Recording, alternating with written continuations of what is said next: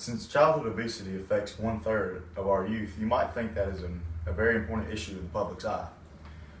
The truth is, though, that it's not very much is being done about this issue. And we as Americans spend $190 billion on health care for childhood obesity alone, which is 21% of our yearly medical billings.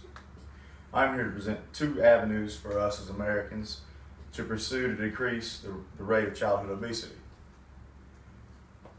The first program I'm going to talk about is government intervention, and I want to have 3 programs in the government intervention that will help to decrease childhood obesity.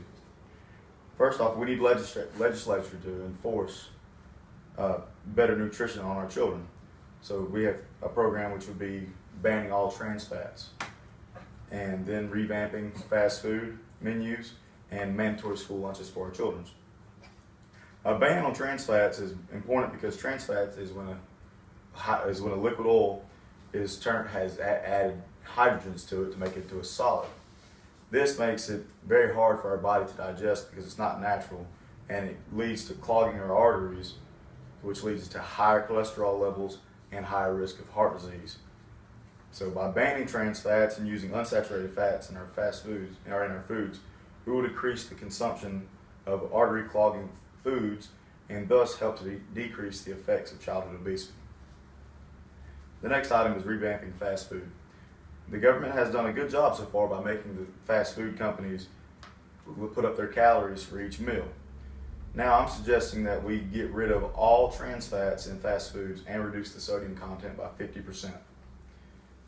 No trans fats and less sodium will help to lower the rate of heart disease and high cholesterol. Secondly, I would like for the calories in each item to be reduced by 20%. So if a burger, which is 550 calories as the Big Mac is, was reduced by 20%, it would now be 440 calories. And a medium fry, which is 230 calories, would be reduced by 20%, it would be 184 calories. And lastly, a milkshake, which is 530 calories, was reduced by 20%, it would be 424 calories. That makes a 1,310 calorie meal now only 1,048 calories. Now let's say that somebody eats this meal twice a week during the week. That would translate to 27,248 less calories a year being eaten, or 7.8 pounds of pure body fat, because 3,500 calories is 1 pound of body fat.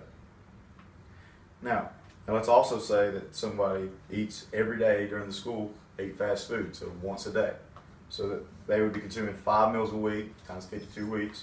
So they would consume 68,120 calories less a year just by reducing it by 20%. Now that's 20 pounds of body fat that they would be gone off their bodies just by having 20% less taken out of fast food. Now to put that in perspective, you would have to run 200 miles to burn 68,000 calories. But we can get rid of those 68,000 calories just by reducing the calorie intake by 20%.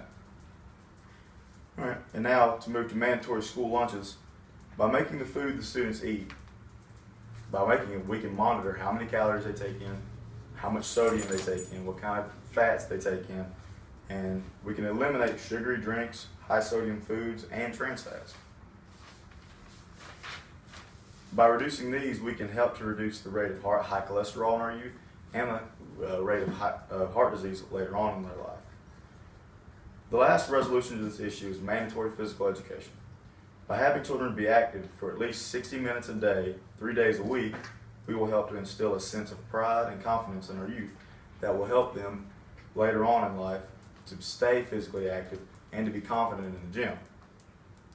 Now, if we go around and we do not encourage our students to partake in physical education and we let them just sit around, we are saying that we as teachers do not care about their physical education or their well-being, so why should they care? If they do not care, they will go on through life and never go into a gym and will continue down the path of obesity. With government intervention and mandatory physical education, we will help to curb the intake of unhealthy foods, instill a sense of pride and well-being in our children that will carry on throughout their lives and translate to their children being very proudful in themselves and their diet, thus giving us a more fit America.